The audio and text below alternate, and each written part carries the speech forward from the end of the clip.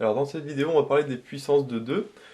Alors on va voir une application après directe des puissances de 2 qui est l'écriture d'un nombre en binaire et puis on verra la conversion du binaire en décimal et du décimal en binaire. Alors déjà les puissances de 2, qu'est-ce que c'est? C'est tout ce qui est de la forme 2 puissance k avec k qui appartient à un grand N, c'est-à-dire aux entiers naturels, c'est-à-dire que c'est 0, 1, 2, 3, 4, 5, 6, etc. Donc ça fait 2 puissance 0, 2 puissance 1, 2 puissance 2, 2 puissance 3, etc. Alors ces puissances de 2, on va les écrire. Alors je vais les écrire de droite à gauche. Alors pourquoi de droite à gauche? Parce que dans l'écriture en binaire qu'on va voir après, on va les écrire de droite à gauche. Donc ici, je vais les écrire de droite à gauche. Donc on a dit qu'on avait d'abord 2 puissance 0, ensuite 2 puissance 1, ensuite 2 puissance 2, ensuite 2 puissance 3, 2 puissance 4, 2 puissance 5, 2 puissance 6, etc. D'accord? Bon. Alors, on va écrire en dessous, qu'est-ce que c'est concrètement? C'est-à-dire sans puissance. Alors, 2 puissance 0, c'est 1, puisque n'importe quoi puissance 0, c'est toujours 1, forcément. Et pour les chiffres d'après, normalement, c'est assez simple, puisque avec le nouveau jeu à la mode 2048, eh bien, tous les chiffres de ce jeu sont des puissances de 2. D'accord? Donc, normalement, les chiffres qui vont apparaître là sont les chiffres qui apparaissent dans ce jeu. 2 puissance 1, ça fait 2. 2 puissance 2, donc 2 au carré, ça fait 4. 2 puissance 3, ça fait 2 fois 2 fois 2, ça fait 8. Alors forcément, comme c'est des puissances de 2, à chaque fois comme la puissance augmente de 1, c'est-à-dire que ça revient à multiplier le chiffre à chaque fois par 2. D'accord? Si on fait 1 fois 2, ça fait 2. Fois 2, ça fait 4. Fois 2, 8. Donc après, ça va donner 16. Donc après, 32. 64, etc. etc. D'accord? Donc là, 2, 4, 8, 16, 32, 64, on reconnaît les chiffres du jeu. D'accord? Voilà. Donc à chaque fois, hein, on a toutes les puissances de 2. Alors après, ça continue, hein, bien sûr. Mais on va prendre les premières. D'accord? Alors, déjà, il faut les connaître. Si on les connaît pas par cœur, par exemple, si on demande 2 puissance 6, si on ne sait pas directement que ça fait 64, bon, on peut toutes les réécrire. Hein, on peut déjà directement commencer à 2 au carré, ça fait 4. Donc forcément, puissance 3, ça fait 8. Et puis après, on multiplie par 2, on multiplie par 2. Puis pour trouver assez facilement. D'accord? Un des moyens mémotechniques pour se souvenir des grosses puissances, c'est-à-dire que quand c'est 2 puissance 10, 11, 12, 13, etc. Ce qu'il faut retenir, c'est que 2 puissance 10, c'est égal à 1024. D'accord? C'est-à-dire 2 puissance 10, c'est à peu près 1000, d'accord? Et si on connaît le jeu, on sait que dans le jeu, ce qui est le plus proche de 1000, c'est 1024, d'accord? Parce que c'est après, du coup, 2 puissance 11, c'est-à-dire qu'on fait x2, et 1024 fois 2, ça fait 2048, hein, qui est le nom du jeu, puisqu'on doit arriver à ce chiffre-là à la fin. Bon. Voilà. Mais le moyen mémotechnique le plus simple, c'est de se souvenir que 2 puissance 10, c'est égal à 1024. D'accord? Bon, c'est facile à retenir, hein, proche de 1000. Et puis voilà. Bon. Alors, ces chiffres-là, 1024, etc., ça s'utilise beaucoup en informatique. Pourquoi? Parce qu'en informatique, tout s'écrit en binaire. D'accord? Et donc, si ça s'écrit en binaire, qui dit binaire dit puissance de 2. C'est ce qu'on va voir juste après. Hein, d'accord? Déjà, on peut remarquer des chiffres particuliers. Hein, 64, 32, on sait que des processeurs, c'est soit 64 bits, soit 32 bits principalement. Donc, normalement, si on fait de l'informatique, ça doit nous parler un petit peu. Bon. Alors maintenant, on va voir comment écrire un chiffre en décimale et le transformer en binaire. Alors c'est-à-dire qu'un chiffre en décimale, c'est un chiffre tout bête. Hein. Alors bien sûr, on va prendre que des chiffres entiers. Si on prend par exemple le chiffre 25, d'accord? Donc 25, on sait ce que c'est en décimale, hein, d'accord? C'est le chiffre qui est entre 24 et 26, 25 basique. Bon. Et on va l'écrire en binaire, c'est-à-dire qu'on va l'écrire que avec des 0 et des 1.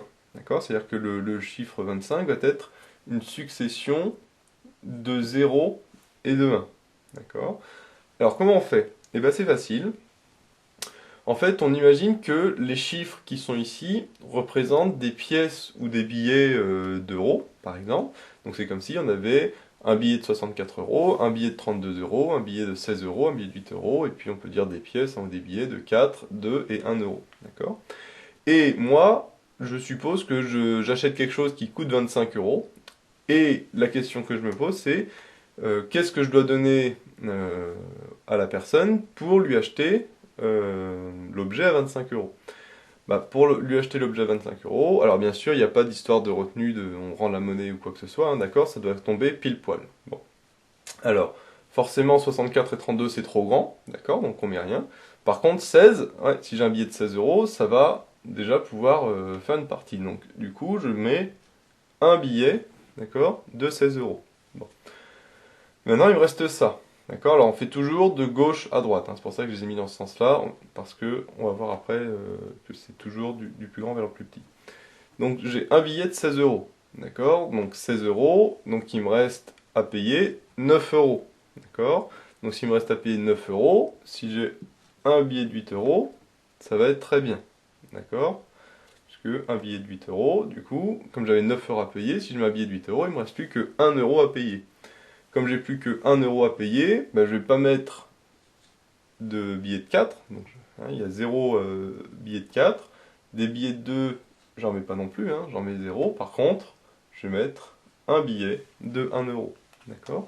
Donc ça veut dire que pour payer mon objet à 25 euros, je vais mettre une pièce ou un billet de 16 euros, un billet de 8 euros et un billet de 20 euros. Hein. Et 16 plus 8, ça fait 24, plus 1, ça fait 25. Voilà. Et donc, voilà, la suite de 1 et de 0 correspond à mon écriture en binaire de mon chiffre 25. C'est-à-dire que 25, ça s'écrit en binaire 1, 1, 0, 0, 1. On lit ici 1, 1, 1, 0, 0, 1, tout simplement. D'accord? Éventuellement, on peut le mettre entre parenthèses et en mettant un petit 2 pour dire que c'est en binaire. On dit aussi en base 2. D'accord? Et voilà, ça c'est tout simple. On prend notre chiffre, d'accord, et on met des 1 ou des 0 suivant qu'on prend ou qu'on prend pas les chiffres. Alors bien sûr, on pourrait mettre plein de 0 à gauche, d'accord, mais tout ce qui est les 0 à gauche, on les compte pas, d'accord. S'il y a des 0 à droite, on les compte, on les écrit, mais s'il y a des 0 à gauche, on les compte pas. On peut les écrire éventuellement dans notre tableau ici, d'accord, mais ça sert à rien de les écrire à gauche parce que ils ne comptent pas. Donc ils vont rien, le fait de les écrire, ça va rien ajouter. Puis il y en a une infinité après, parce qu'il y a 2 puissance 6, 7, 8, 9, 10, etc. Mais on ne les écrit pas, parce que ça n'a aucune utilité. D'accord? Bon. Donc voilà, donc par exemple, 25 en binaire s'écrit 1, 1, 0, 0, 1. Ok? Alors, on va prendre un autre exemple. Donc on retient que c'est 1, 1, 0, 0, 1, parce qu'après, j'expliquerai une autre technique pour le faire. Donc là, je vais mettre sur le côté que 25, ça s'écrit 1, 1, 0, 0, 1 en binaire, voilà, en base 2. Prenons un autre exemple, par exemple 57.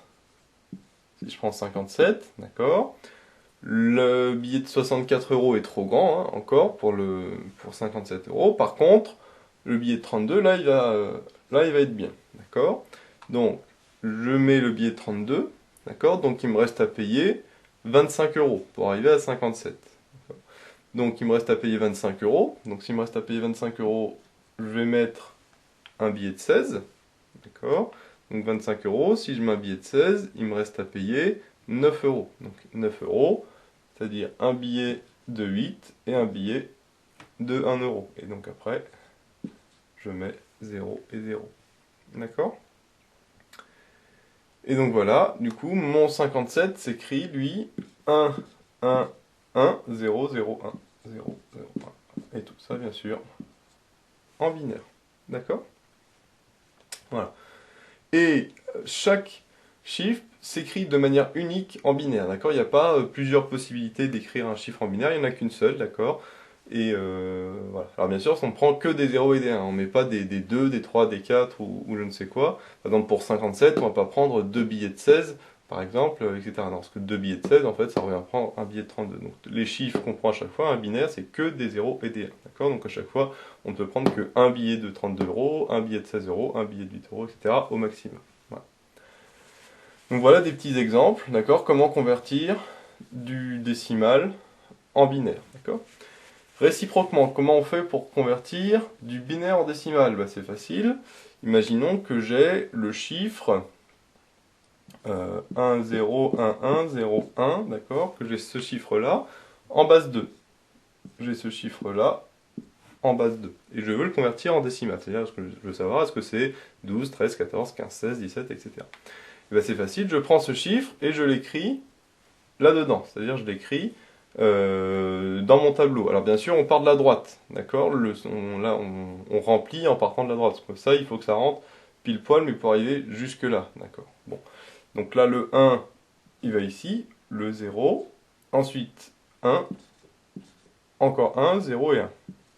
Voilà, donc là mon chiffre, hein, 1, 0, 1, 1, 0, 1, je l'ai mis dans le tableau de telle sorte que le dernier chiffre soit dans la dernière colonne. Bon. Et à ce moment-là, bah, je fais l'inverse, c'est-à-dire que là c'est comme si j'avais pris un billet de 32 euros, un billet de 8 euros, un billet de 4 euros et un billet de 1 euro. Donc si j'ai pris un billet de 32 euros, j'aurai 32 euros. J'ai pris un billet de 8 euros, donc j'ai 8 euros. Un billet de 4 euros, donc j'ai 4 euros. Et un billet de 1 euro, donc j'ai 1 euro. D'accord? 32 plus 8, ça fait 40. 4 et 1, ça fait 5. Donc 40 plus 5, ça fait 45. Donc finalement, mon chiffre qui est là, il vaut 45, tout simplement. D'accord? Là, c'est vraiment très simple, hein. Là où il y a des 1, on compte. C'est comme si on avait pris un billet de 32 euros, de 8 euros, de 4 euros et de 1 euro. D'accord? Et là où il y a des 0, ça veut dire que j'en ai pris 0. Donc si j'en ai pris 0, ça veut dire que ça ne compte pas. Et donc, j'ai juste à additionner chacun des chiffres que j'ai pris. D'accord? Bon. Bien sûr, là, comme c'est un petit chiffre, ce tableau-là suffit. Si j'avais, par contre, 12, 13, 14 ou 15 chiffres, forcément, faut que je continue mon tableau jusqu'à 2 puissance 12, 13, 14, 15, etc. D'accord? Là, ici, je fais à chaque fois mon tableau, d'accord? Donc 1, 2, 4, 8, 16, 32, etc. De telle sorte que mon chiffre rentre dedans. Si c'est plus long, bah, à ce moment-là, j'aurais rajouté. D'accord? Bon. Voilà. Alors, ça, c'est une méthode pour convertir donc on a vu la méthode avant, hein, pour convertir du décimal en binaire, d'accord? Donc ça, c'est avec le tableau, donc ça, c'est un petit peu avec les mains, on va dire, d'accord? Le problème, c'est si on a un chiffre un petit peu plus gros, d'accord? Donc on va avoir une deuxième méthode, d'accord? Qui est méthode par division successive. C'est-à-dire que mon 25, je vais le convertir en binaire. Imaginons que j'ai pas le droit de faire le tableau. À ce moment-là, qu'est-ce que je fais? Eh ben, je prends mon 25, d'accord? Je le mets assez haut comme ça à gauche parce que je vais faire des divisions successives, ça va me faire comme ça. Et je fais la division de 25 par 2. Alors toujours par 2. Pourquoi par 2? Parce que on est en binaire, on travaille en binaire, donc on fait toujours par 2. Okay, donc ça, hein, division au niveau CP.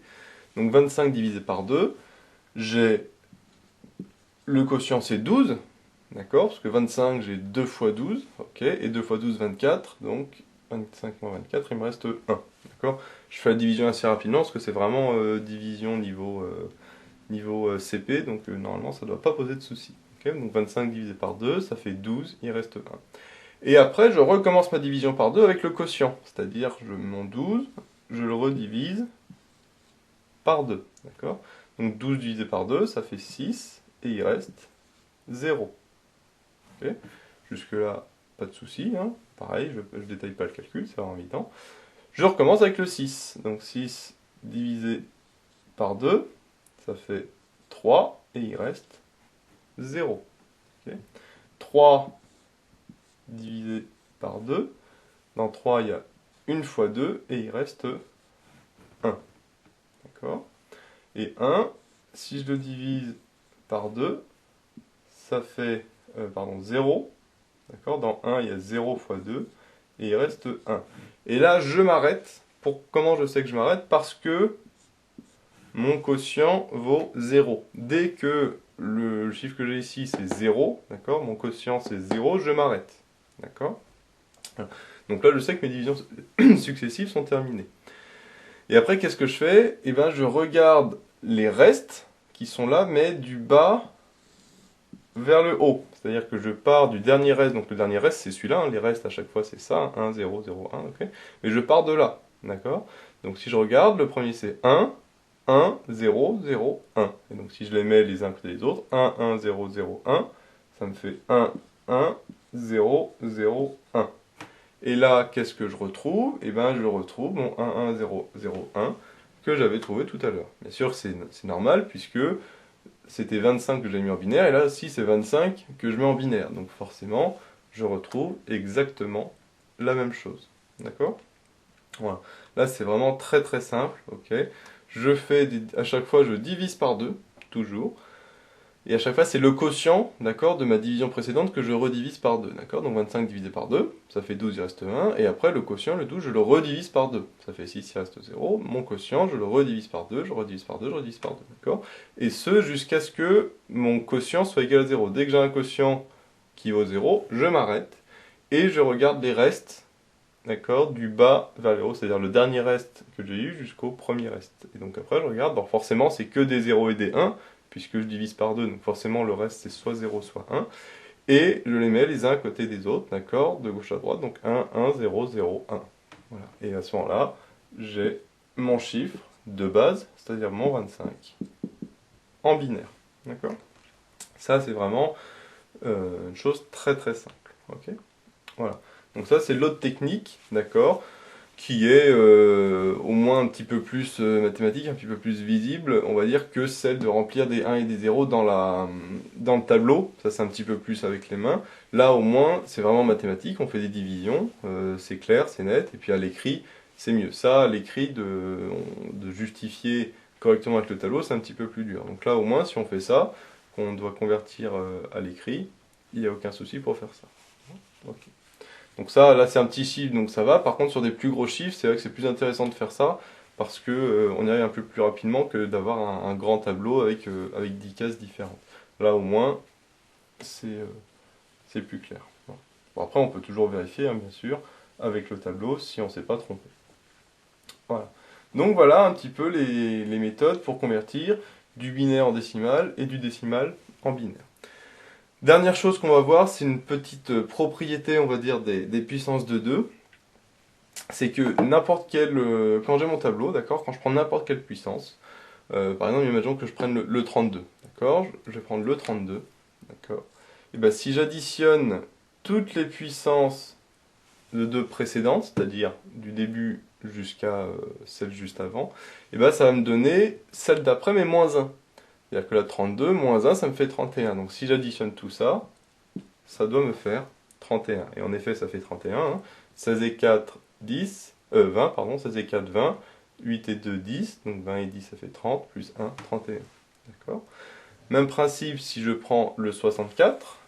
Si je prends le 64 et que j'additionne tous les chiffres, toutes les puissances de 2 jusqu'à 64, ça va me donner non pas 64, mais 63. D'accord. Bon.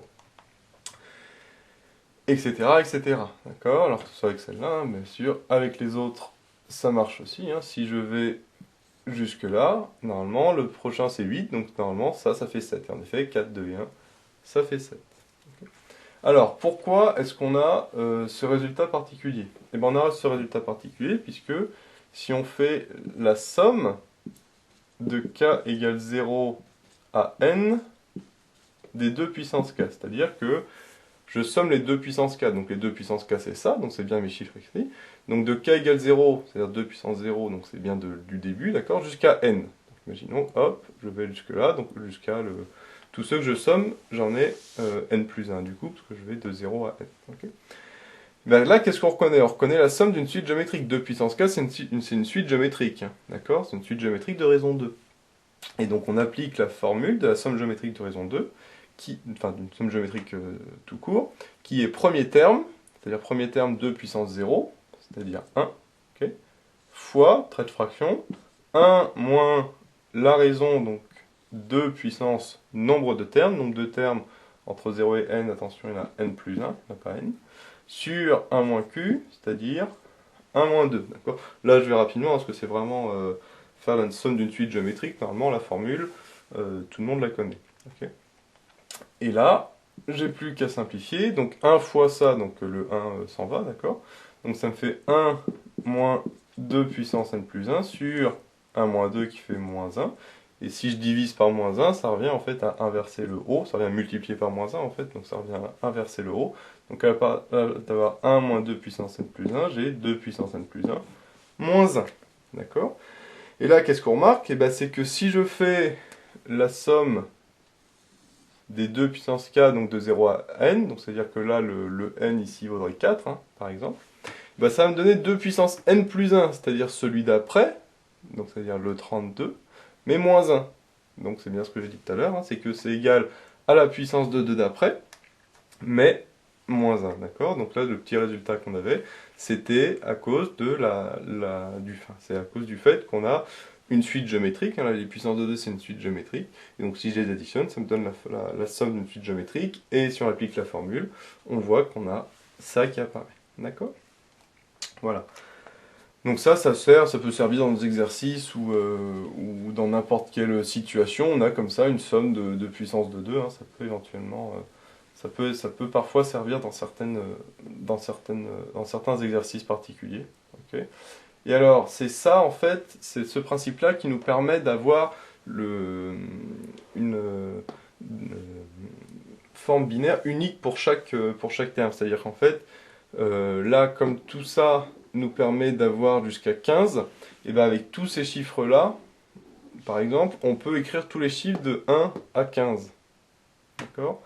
Et donc si on peut écrire tous les chiffres de 1 à 15, du coup c'est bon. D'accord? On a bien, chaque terme peut s'écrire, chaque terme de 1 à 15 peut s'écrire avec des puissances de 2. Ok. Donc après, même principe, si on prend tout cela, d'accord, on a vu que leur somme en fait faisait 31, d'accord, c'est-à-dire, et on peut démontrer hein, que si la somme fait 31, on peut écrire tous les chiffres de 1 jusqu'à 31, d'accord, c'est par itération successive, ok, parce que là j'ai tout de 1 à 15, et là j'ai 16, donc si j'ai tout de 1 à 15 et 16, ben, je peux tout écrire de 1 jusqu'à 31, d'accord. Et si là je peux tout écrire de 1 jusqu'à 31 et que j'ai le 32, et ben je peux tout écrire de 1 jusqu'à 63. D'accord? Parce que 31 et 32, ça fait 63. D'accord? Etc., etc. Ce qui fait que chaque terme décimal, du coup, peut s'écrire juste avec ces puissances de 2 là. D'accord? Ce qui n'est pas le cas, par exemple, avec des puissances de 3. Si je prends 3 puissance 0, 3 puissance 1, 3 puissance 2, etc., et ben je n'ai plus la propriété qu'on a vue. D'accord? Et donc, tous les termes en écriture décimale ne peuvent pas s'écrire sous forme de puissance de 3. D'accord? Ce qui fait que du coup, un chiffre en base 3, du coup, nous, on n'écrira jamais un chiffre en base 3. D'accord? C'est pas intéressant. D'accord? Voilà. Donc voilà un petit peu tout ce qu'on peut faire avec les puissances de 2, et puis notamment comment convertir décimales en binaire et réciproquement.